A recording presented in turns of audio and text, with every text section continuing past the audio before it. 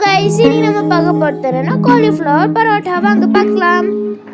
Cauliflower இந்த மாதிரி துருவிக்கோங்க. ஒரு வானல் எடுத்துக்கோங்க.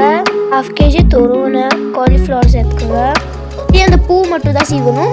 10 நிமிஷம் இந்த மாதிரி ஃப்ரை பண்ணிக்கோங்க. தண்ணி இருக்கும், தண்ணி சுண்டுற வரைக்கும். தேவையான அளவுக்கு மிளகாத்தூள், தேவையான அளவுக்கு உப்பு சேர்த்துக்கோங்க. கொஞ்சமாக சாட் மசாலா சேர்த்துக்கோங்க. அப்புறம் எல்லாம் மிக்ஸ் பண்ணிக்கோங்க. மல்லி கூட சேர்த்துக்கோங்க. அப்புறம் மிக்ஸ் பண்ணிக்கோங்க. அவ்வளோதான் கைஸ், இது ரெடி ஆகிடுச்சு. இந்த மாதிரி ரொட்டி டோ எடுத்துக்கோங்க. இதோட ஃபில்லிங்ஸ் இந்த மாதிரி வச்சு இதோட மூடிடலாம்.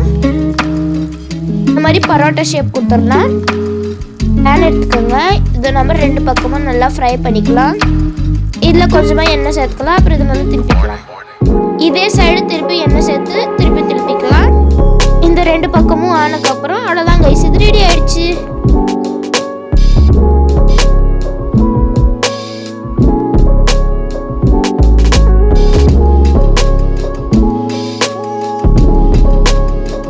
இந்த வீடியோ பிடிச்சிருந்தா லைக் பண்ணுங்க, ஷேர் பண்ணுங்க, கமெண்ட் பண்ணுங்க, சப்ஸ்கிரைப்